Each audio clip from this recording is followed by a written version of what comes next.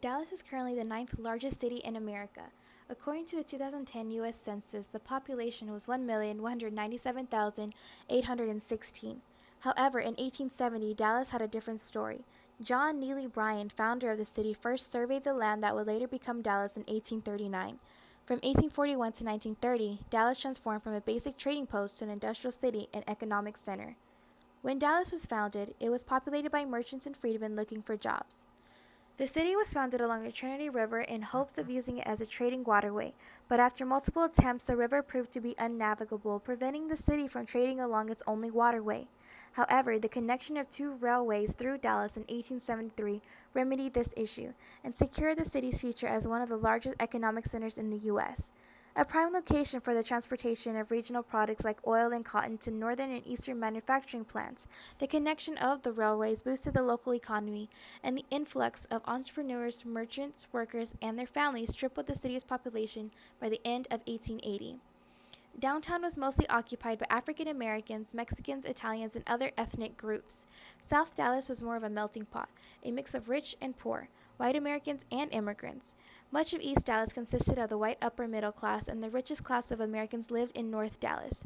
Considering the diversity of wealth and culture in late 1800s to early 1900s in Dallas, we can also assume there was a diversity of housing conditions for different people groups. As the population continued to grow, immigrants moved in and out of low-cost homes, one group of immigrants replacing another. This suggests that the poor Americans' housing had to be low maintenance and cheap so that people could move in and out easily. For example, downtown immigrants consisted mainly of Jewish people, but the Mexican population quickly succeeded.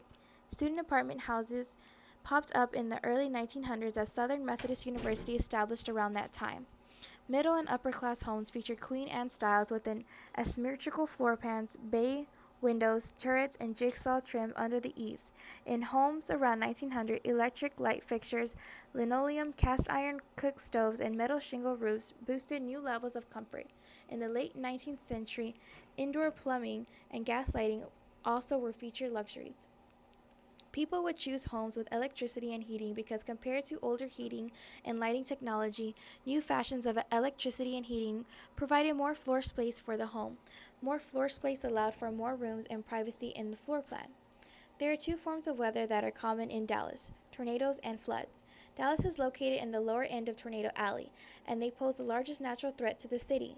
For example, the famous 1957 tornado killed 10 people, injured 200 others, and caused $4 million in damages, destroying 131 homes and damaging 400 other homes and another 600 structures.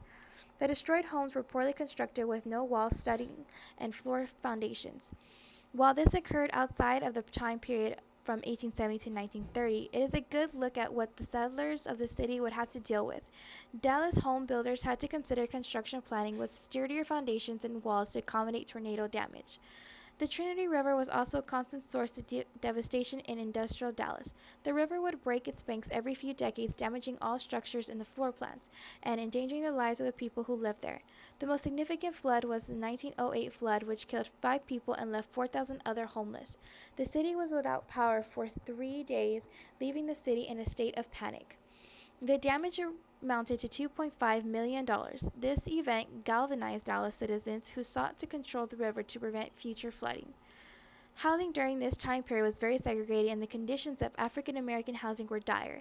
A 1925 survey found that a quarter of African American housing were unfit for human habitation and that two-thirds had no running water and almost half lacked electricity or gas.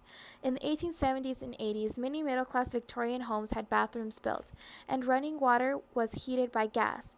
By this time, most middle-class homes used gas lighting versus the newly discovered electric light.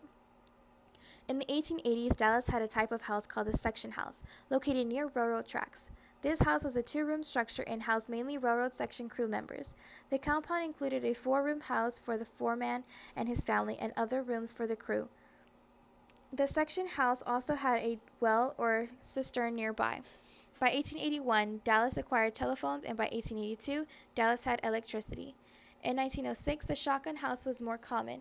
This house was one room wide and at least two rooms deep. These houses were simple and inexpensive to construct. Their economic use of land made them ideal tenant houses.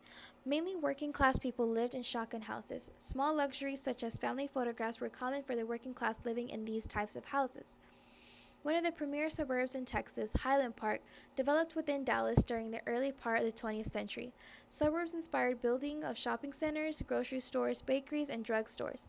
These commercial facilities were clustered at the intersection of streetcar lines and more heavily traveled routes. Streetcars replaced horse-drawn cars in older cities, and this made it possible to extend transportation lines outward. Now that transportation was more efficient, the availability of land for residential development also increased. The streetcar suburbs made numerous stops spaced at short intervals. Developers started to build residential homes 5 to 10 minutes away from streetcar lines. The development streetcars, which led to the suburbs, started to divide race and class. Mainly middle and upper income families lived in the real estate close to streetcars. Overall, Dallas was like any other city in which people came for a specific reason. In this case, there was an abundance of empty land near a river, and this area was a strategic trading spot. Railroads attracted even more people to the city since two major railroads intersected here.